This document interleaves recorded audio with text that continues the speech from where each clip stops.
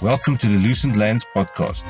We have identified the need for a platform where industry leaders and innovators in the agricultural sector can share their stories and inspire others. We hope you enjoy listening to this as much as we enjoyed speaking to these people. Welcome. Good morning, Rico. It's really nice to be here with you at Vinpro. Thank you so much for taking the time to speak to us. Yeah. And It's been a roundabout to get here, but we're here. yes, we are here. And thank you very much in your busy schedule to make time. So we would like to find out for people out there, tell us about Vinpro. Who is Vinpro and what do they do and how did you get here? What's your journey to this point? Well, thank you so much for the opportunity.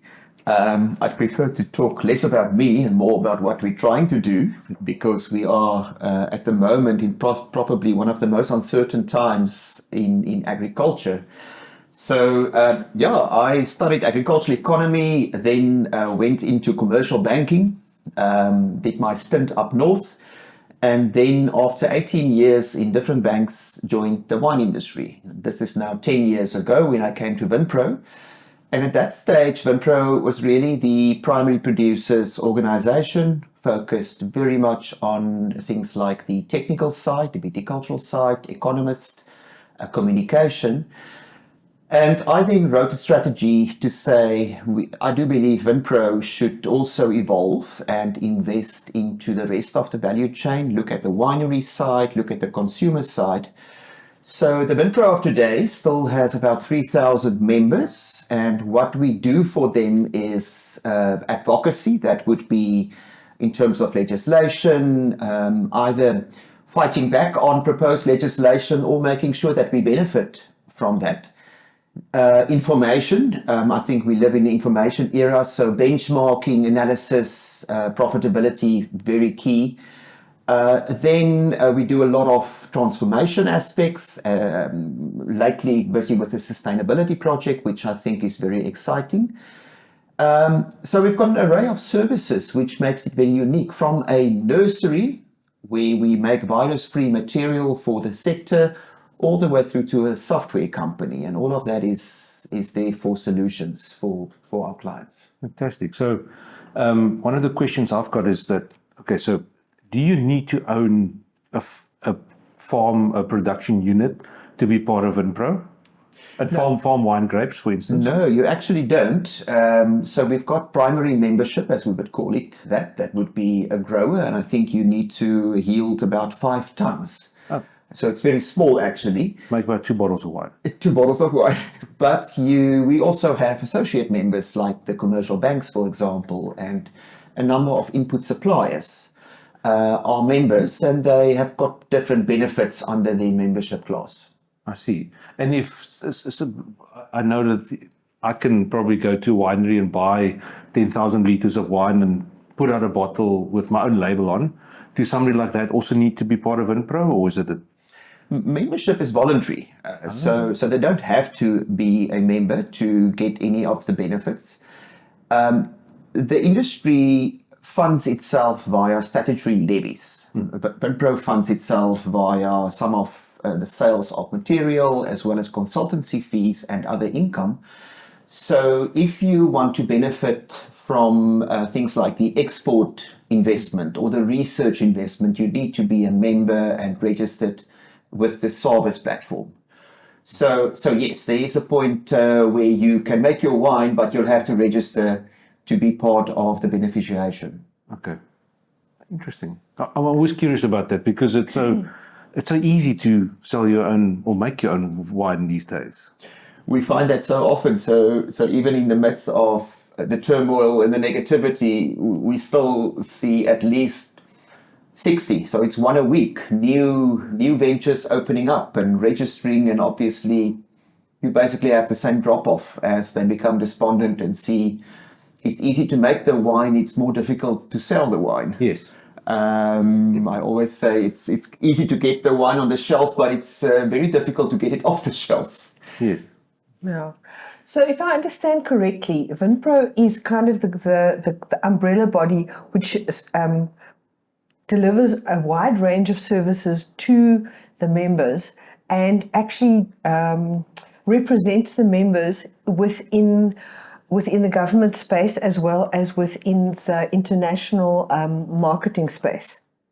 So you kind of fight the fights for many of the growers on their behalf. And boy, they have fought this last 3 years. Yes, is Louise, absolutely, yeah. So we also, perhaps it's good to say that. So we have seen this evolution of Vinpro, but as I mentioned just now, there are also other structures still. And we, I think, going back to COVID, when we had those fights, we just found that there were some fault lines, and these fault lines aren't anything else than it became very difficult to get quick decision making, to move with agility, to have a single voice, for example.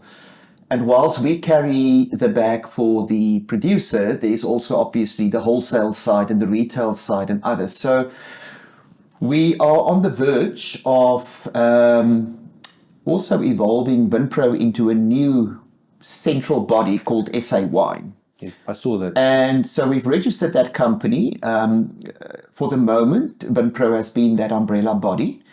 But we do think that the best way forward is to have the central point really fixing things like accountability. There are so many new challenges on our tables. If we think about logistics, for example, I mean, 3 years ago in a board meeting, nobody would talk about the Cape Town harbour, energy, export, having tourists coming in at the back end of a very negative reputation of South Africa. So at the moment, we are dealing with 20 to 22 different themes that needs advocacy. And you almost have all hands on deck for that. So the need for a central body, I think it will help fix those fault lines. But it's also an inclusive body in decision making. So we've got the black-owned companies on that board with the big commercial players. And our strategic focus is also accordingly. And I think, to me, it makes a lot of sense. It is a big change management process, but I believe it will give impact and it will resolve the things that we need to resolve. That's very exciting. It's wonderful to hear that good progress is being made, particularly with challenging issues like that, and that there is a solution on the horizon. What's the market share versus local consumption and export? I don't know. So we manufacture about 4% of the world's wine. So that's not the biggest players. We're about number 7. So we sell 50% domestically and 50% exported roughly. It will differ from year to year. This year, the crop will be about 10% smaller. With power cuts, it may be even smaller. But that's your rough estimate. It's interesting, in the South African markets, the alcohol has been under the cosh as we know it from a government perspective. Wine within the local domain is the smallest segment. Wine is 10% of all the alcohol in South Africa. Gosh, that's very little. That gets produced or consumed? Consumed. Okay. So South Africa is a beer drinking nation still. Okay. So we consume 6 liters of wine per capita per year, versus 60 liters of beer per capita per year. Okay. And then about 10 liters of spirits, and then things like cider. Yes. So we always have the argument to say, well, we should drive the per capita consumption up. And my answer to that is no. I think we already have a society with a lot of negative things around alcohol. We should grow the cake for wine. So at the moment, it is a case of how could we attract some of the current gin drinkers in South Africa and convert them to wine drinkers. I believe that the domestic market is a significant opportunity for the wine segment, but we will have to reprice. We are playing in some of our things like box wine at too lower price point for the producer. And the way to do it is to look at those consumer segments, reposition, use your tourism leg. We've been so focused on international tourists. COVID showed us the benefit of our local tourists. Yes. And then I just think Africa poses such a big opportunity for the wine segment. So we already truck a lot of wine up by road, but I think therein lies a lot of opportunity.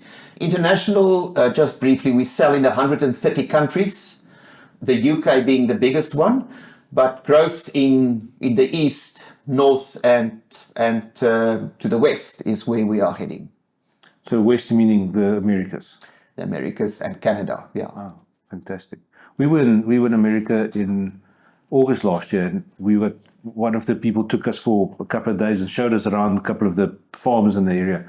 And to say thank you, we really looked to find a bottle of South African wine. We really looked. And you struggled? Yes, we couldn't find one. Yeah. And I saw one bottle of South African wine that was in a Whole Foods in Los Angeles. It's a difficult market. Obviously, California is also a big wine producing state. Look, the US is the biggest consumer market in the world. They surpassed the French about 5-6 years ago, but it is an extremely difficult market to get into. With regulations? With regulations, they've got a 3-tier system. Obviously, it's different states. We tend to talk about the US as one big country, but you've got different states. And we often in our industry talk about we need big size brands to do that. And I think for the US, that is the one market where it is true, that you need some scale, you need brand, you need a bag full of money on distribution and logistics to make sure that you can get in the market and supply. But success for us also mean we need to find a way to up our game there. And what I saw we always will, in the typical rugby terms, I suppose, we would say the New Zealanders and the Australians are our opponents. Now, if there's one country to look at from a wine perspective, it is New Zealand. I mean, they have just done amazing things with wine. From a production part, they are about a quarter of our area in hectares. So on that little island, they've got about 26,000 hectares. We've got about 90. But they sell close to double the value that we do. And they basically do 2 big varietals. The one is Sauvignon Blanc, they are the kings and the queens of Sauvignon Blanc in the world, and then Pinot Noir and 1 or 2 other things. The cold variety ones. But what is interesting is out of their big 5 brands or businesses, 4 of them are owned by international companies like Constellation and Accolade and Treasury. Now, the lesson for that, and I think it is an avenue that South Africa will go onto as well, is that we will see, and we are seeing, the French investment, for example, in a lot of our estates. I've now kept track. Over the last year, we have seen 12 fairly big foreign investments coming in, where brands like the latest one has been Belira, Neertlingshof with that. But well-known names like Kleine Zaltzer, is there L'Avenir, Le Bonnier.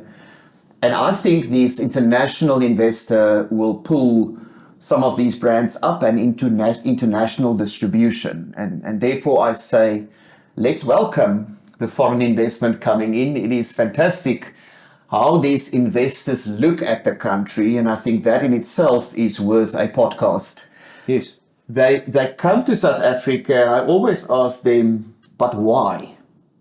But this is like why in big capital letters. Why would you invest in the middle of a country that's been downgraded, that is full of corruption? And they consistently give me 3 answers. They say, number 1, you guys should stop watching the news every day. You are obsessed with what's happening daily. You need to take a 10-year view. You in agriculture. 10 years, you'll have at least 2 or 3 presidents. Fact. Number 2, we are buying amazing quality and potential. And that includes the people. It's amazing what South Africans are doing in terms of productivity, their attitude. We know all those things. Number 3, it makes absolute sense in our portfolio. So we invest international into sites. And we think that the South African piece is complementary. And then number 4, we buy bargains. in value terms. The euro goes a longer way than what it And means. to me, that very first point is something I often mention because it's true. We are so obsessed with the daily noise in the system that we know we invest with a vineyard 20 years or an apple tree 30 years, and it gets to our decision making. We become a little bit despondent, we lack some self-confidence, and we once a week want to immigrate.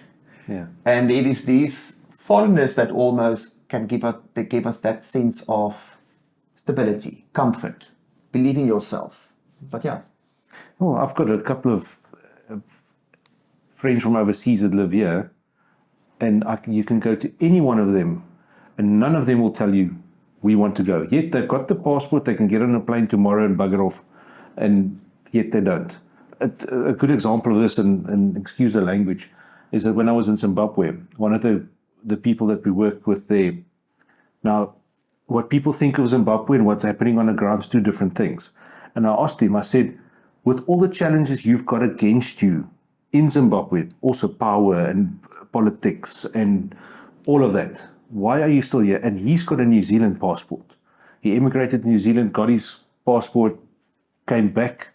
His family's still in New Zealand. He works in Zim. And he said to me, Dewald, Zim is fucked up, but it's our fucked up.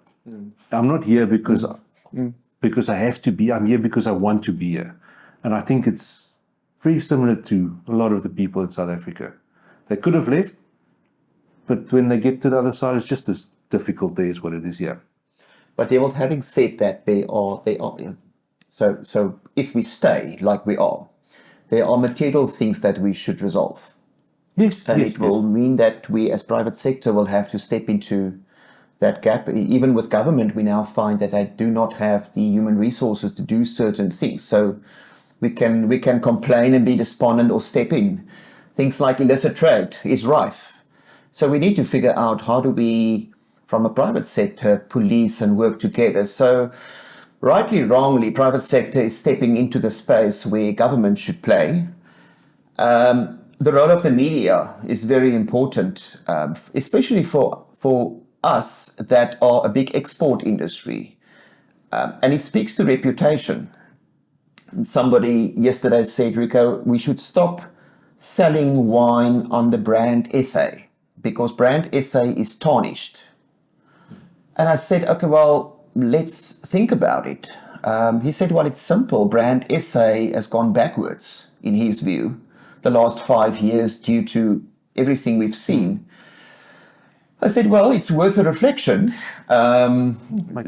Should we rather use Table Mountain as an image when we export, or should we use the flag?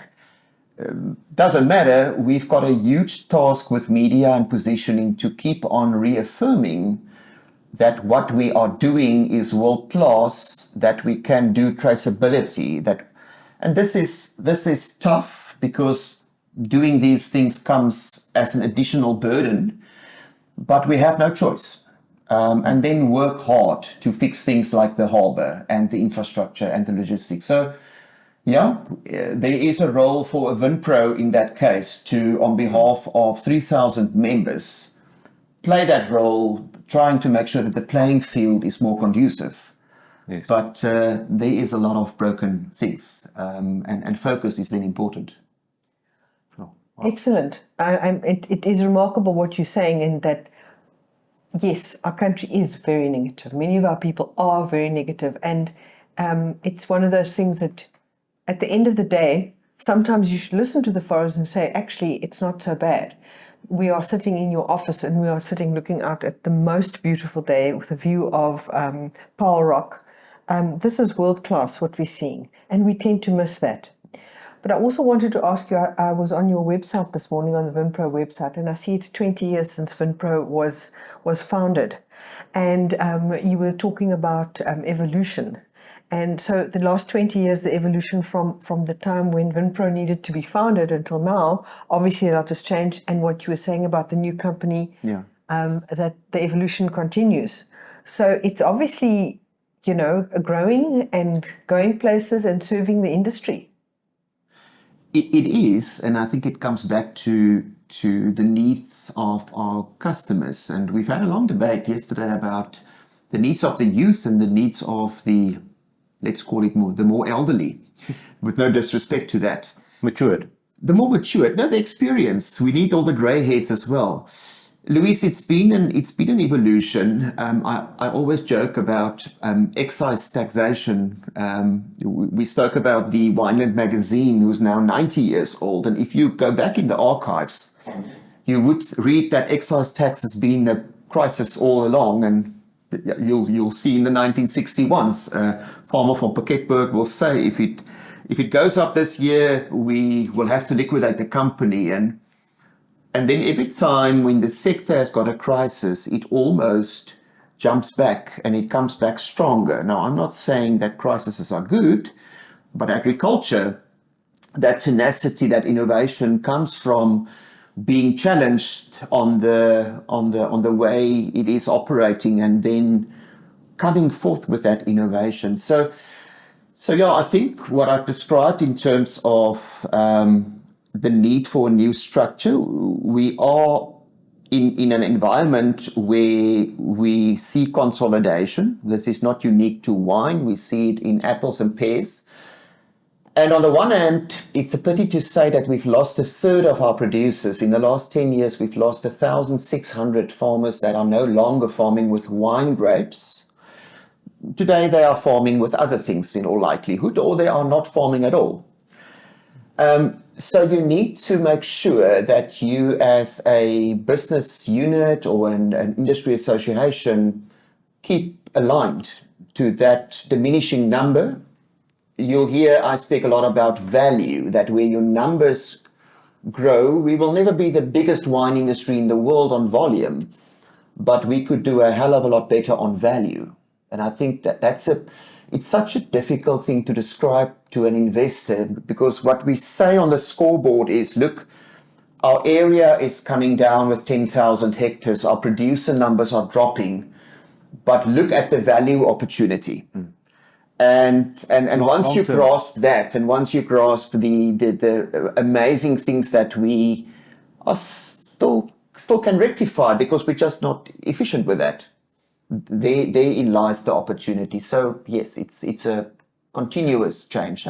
What would you say is kind of issues that could be rectified, if you can talk about, so like just that you see off the top of on the surface?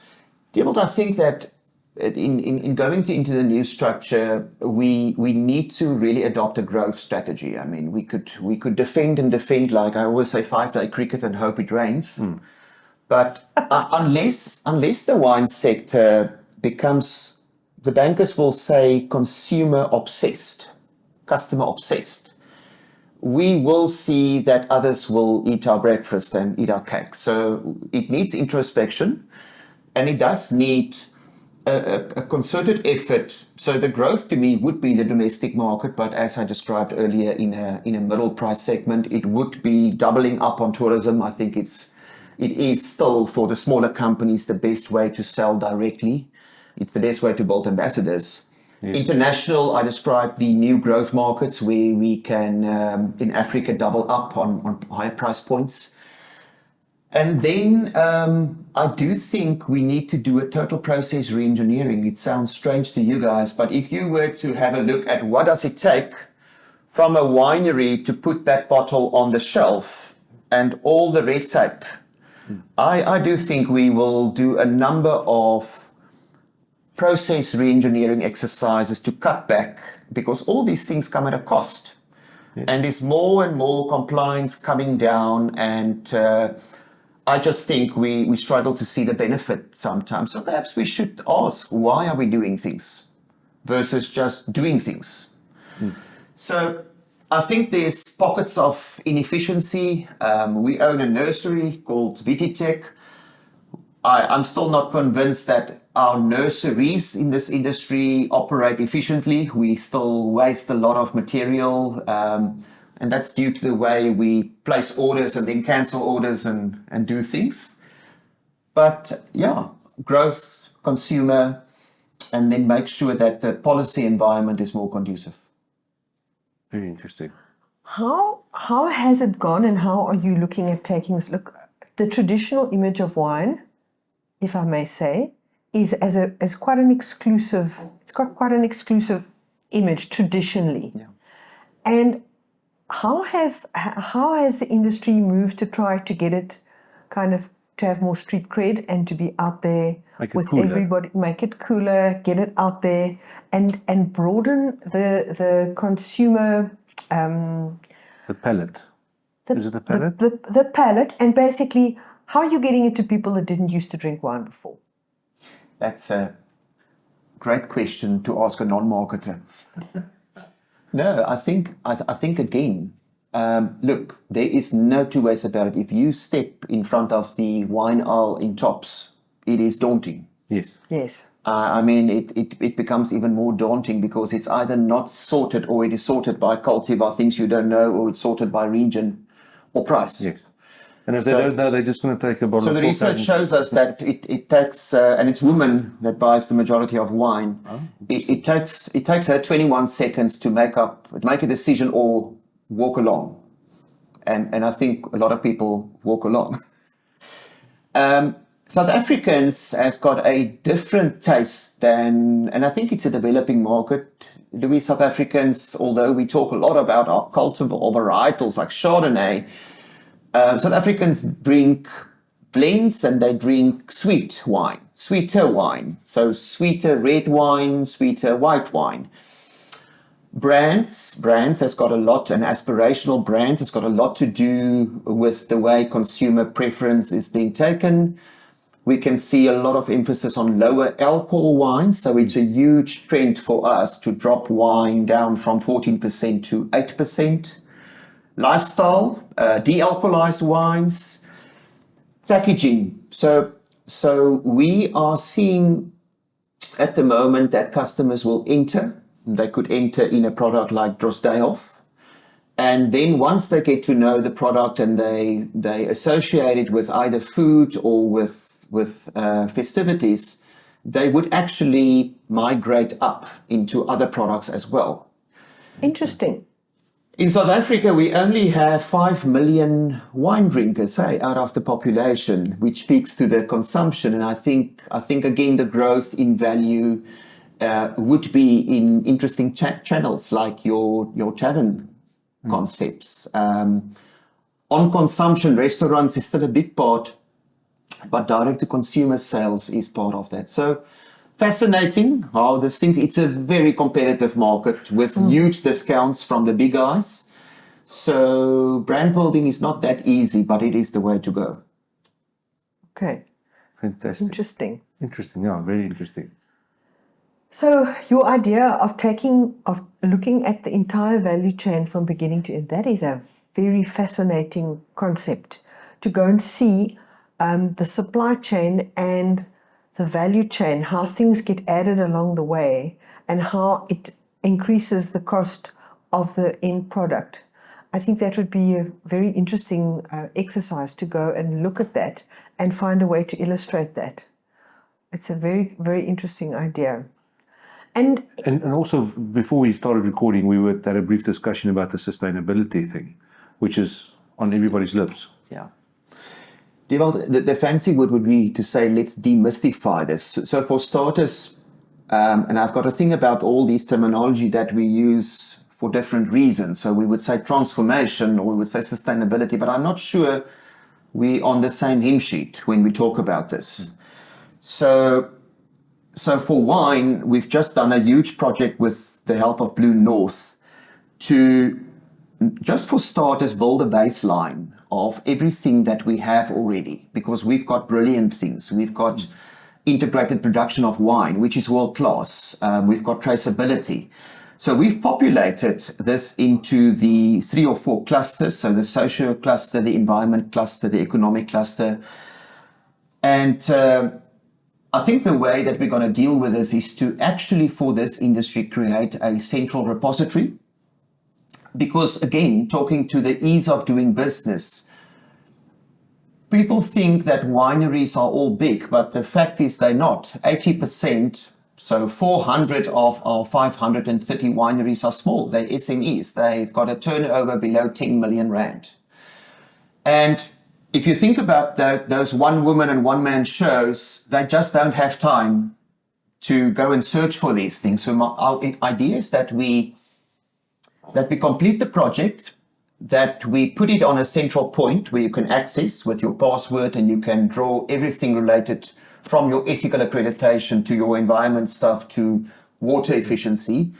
But we could also offer solutions on that site. So if you want to know who is the best solar service provider, we could give you a list of vetted names. You can talk to these 5. We think they're credible.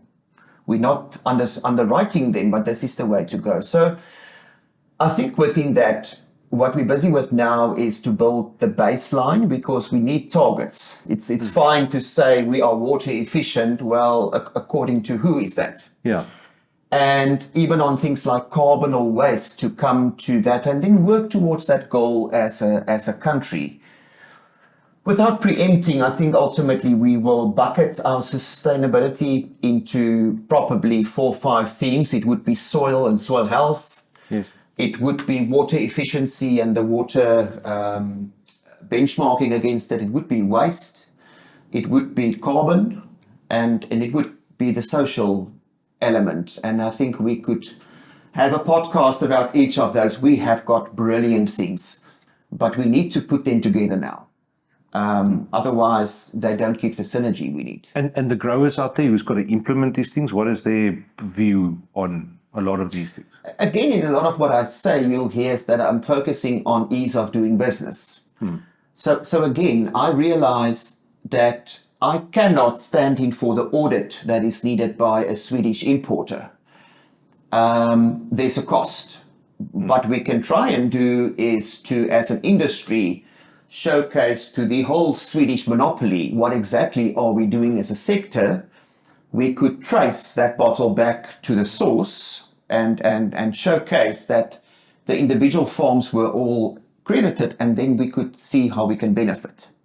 Makes sense. So surely, if you have a wine industry that is leading, 80% of all our vineyards at the moment are ethical accredited. That is amazing. We've been That is remarkable. That is remarkable. It is, but it's come at a cost. So the producers has invested millions of rands to rectify chemical procedures, housing, things that in practice they shouldn't do. They've picked up and they've done. The question now is, and this is my discussion with government.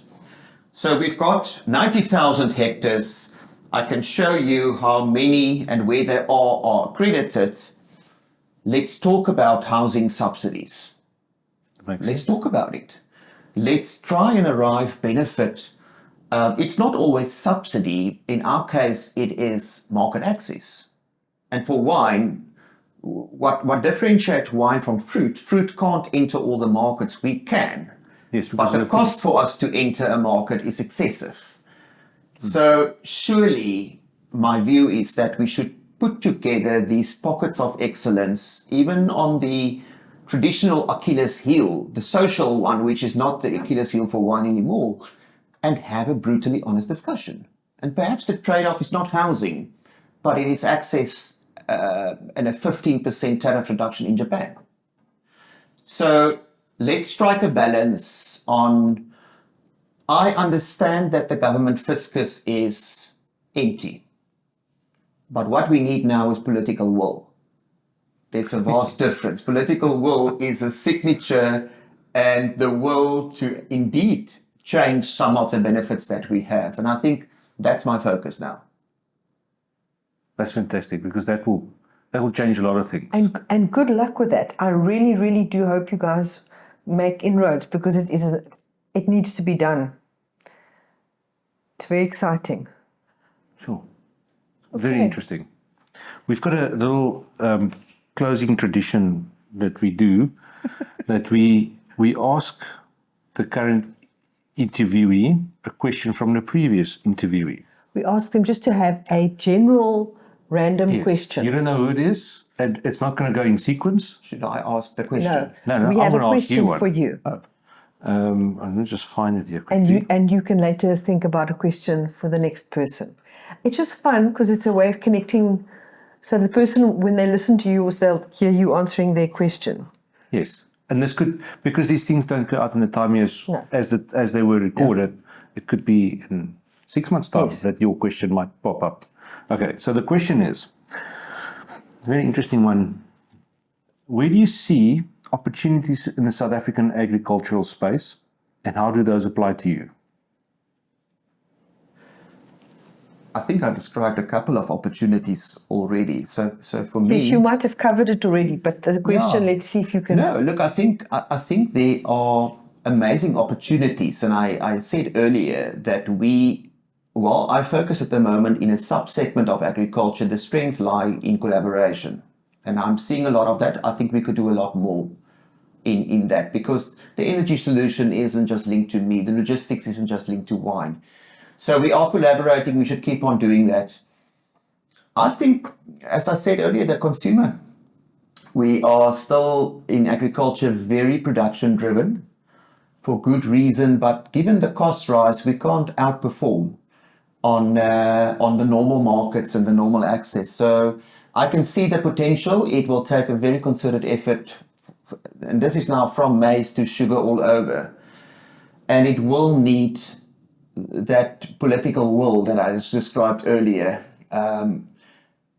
We can do amazing things, but I'm worried that become less competitive because our big government partner isn't on board at the moment, and that is what we're trying to arm wrestle daily. And therefore, huge silver linings, but we need to embrace the change as well. It is coming.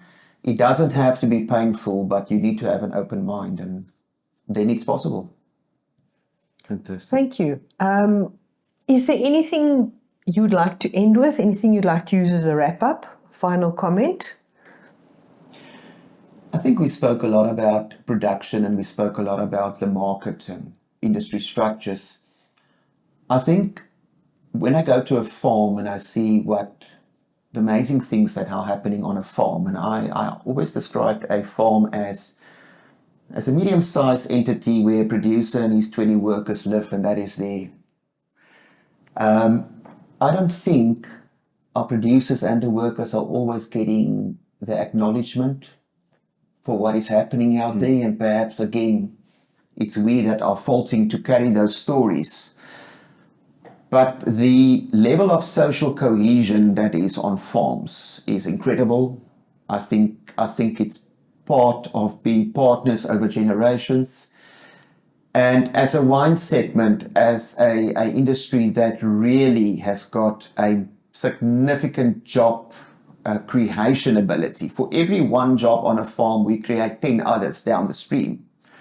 It is so important that we stabilize the sector to enable those social dynamics, it will be a dilemma, and then stabilize the rural regions. And that's really a big part, what is not that well known about agriculture, but a big part of why we are fighting the good fight. Yes, definitely.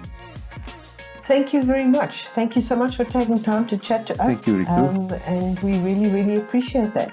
It's a pleasure. Thank you for the time. Hopefully we can do more of these. Like you said, there's a whole bunch that we must talk about.